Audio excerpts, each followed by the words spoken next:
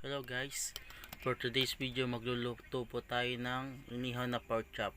Ituturo ko po sa inyo ang aking version. Tara, simulan na po natin. Una, tinisip po natin maigi ang ating pork chop.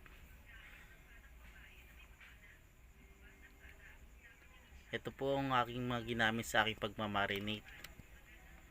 Meron po tayo dyan bawang, kalamansi, oyster sauce. Optional naman po ito guys, kung gusto nyo wala okay lang naman din.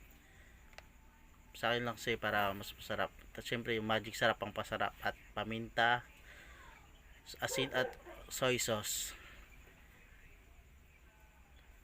And sa malinis na bowl guys, ilagay natin ang ating soy sauce. Nagdagdag nga pala ako dito guys kasi mukhang kukulangin yung aking pang marinate. And then isunod na po natin paminta. Nasa inyo po kung ilan po ilalagay nyo. Sa akin siguro tama na po itong dalawa lang po inilagay ko muna dyan. Tapos sinunod ko po ang bawang, and then ang kalamansi guys.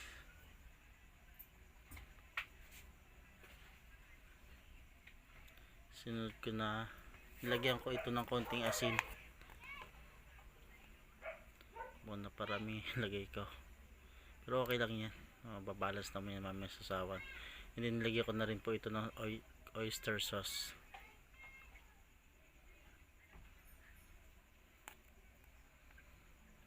At ang uli ay ang pampasarap, ang magic ng buhay mo.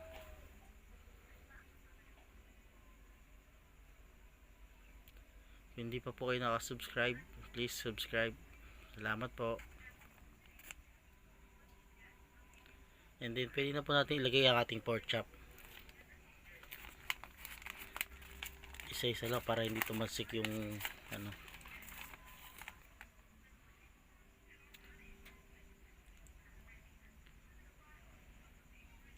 I-rub po lang natin ito ng maigi para manuot yung lasa ng ating ginawang pang marinate dito sa ating pork chop.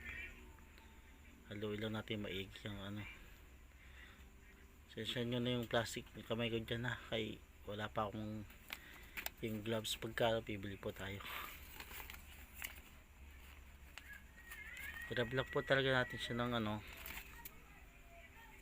para manuot yung lasa talaga ng ating ano marin sa ating pork chop. And then after po nyan, pwede na po natin siyang takpan.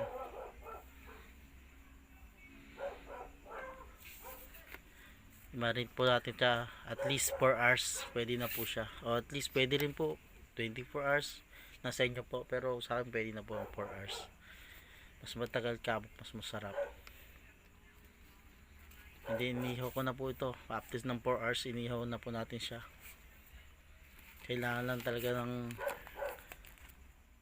pasensya sa pag-iihaw. Kailangan po natin balik-balik ta rin po lagi siya para makita po natin na at least hindi po siya masusunog. Kailangan natin yung kontin lang po yung apoy, mahina lang po, huwag nyo pong lalakasan kasi maluluto po yung ano nyo, kaya lang matigas. Kailangan po hinahina lang yung apoy para maganda po ang pagkaluto niya, malambot ang karne. So ayan guys, naluto na po ang ating karne. Kain na po tayo guys.